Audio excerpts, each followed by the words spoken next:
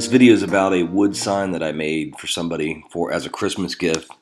I designed it in V-carve and cut it out of wood. I kind of got some general guidelines from the person I was making it for. And then I took what they had and I came up with this idea to make the sign kind of look like a cigar label. One of the challenges that I faced was that several weeks before I was asked to make this sign, I had an accident on my joiner. That's a whole video in and of itself, but basically it resulted in cracking the M feed table. So I couldn't use this to flatten out stock that I have to make the slab for the sign. I looked around in my available stock and I found these 4x4s that I had previously salvaged from a wood yard. Really what I needed was something that was fairly flat that I'd be able to square up and join without the use of a jointer.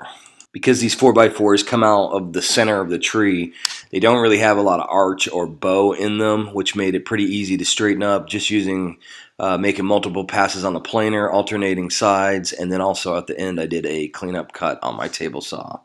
I put this picture in just to show how close of a joint I was able to accomplish just using a planer and a table saw.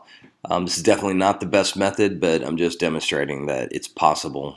It requires a little bit of more effort, but you can do it. This image shows the glue up. It looks like this is a glued up slab at this point, but really what I did was I glued 3 on each side and there's no glue joint in between the two. And the reason why I did that is so I could do a final pass through my planer. This picture here shows the final glue up. You can see the glue joint in the middle, and that little upstanding glue I was able to machine off in the next step. This sign was somewhere around 32 by 18 inches. Obviously I don't have a planer big enough to flatten the stock out, so what I did was I attached it to the bed of my CNC router and did a clearing pass using a 1/2-inch bit just to flatten things out. You can also see that I use those L brackets periodically to hold this object directly to my spoil board. It's noteworthy to add that I ran a flattening operation on both sides of the board just because to help with keeping it flat and uniform, so that when I reinstalled it onto the bed that everything fit up nicely and it was square to the table. I used a 1/2-inch square end mill for this operation. In the next operation, I took the slab off, took it out to my shop, and sanded it. The purpose of this step is just to take any milling marks off of the board that may show through in the final product. After everything was nice and smooth, I used a few coats of this General Finishes oil-based gel stain. This color is Java.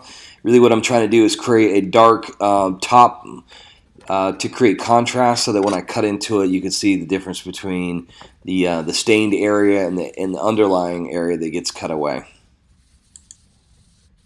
I use this General Finishes stain because you can basically apply it with a paper towel. It goes on really easy and smooth. It dries in a couple minutes and then you wipe it down and it just comes out looking like professional grade furniture. I have to order this online. There's not a local retailer that carries it. With that said, you could still get similar products at Home Depot and Lowe's.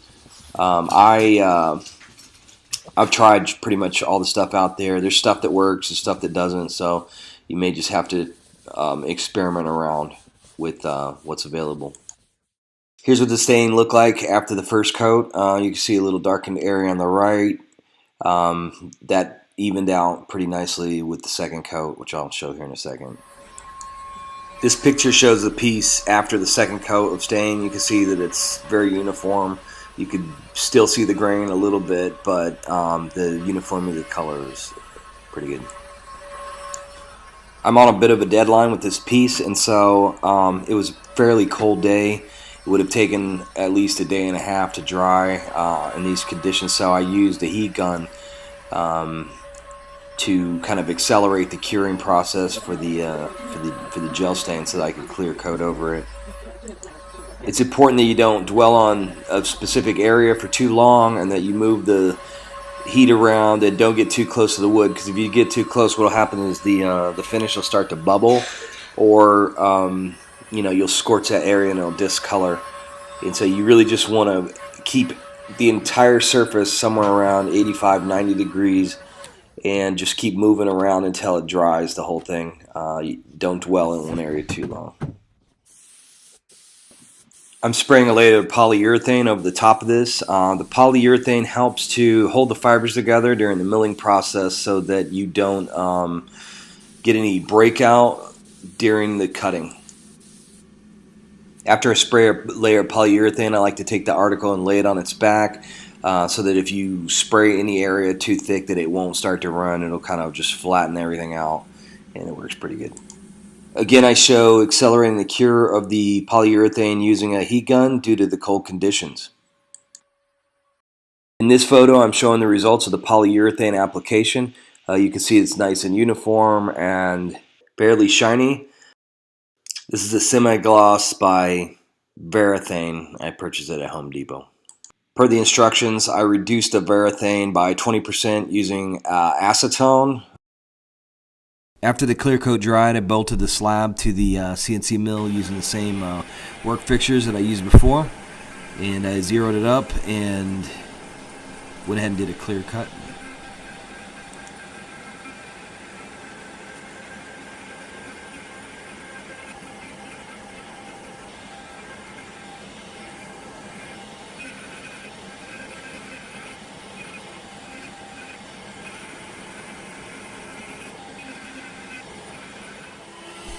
At this point, I'm finished with the V-carving. Everything's cut out, and I'm just doing a final profile cut to cut out the outside boundary of the sign.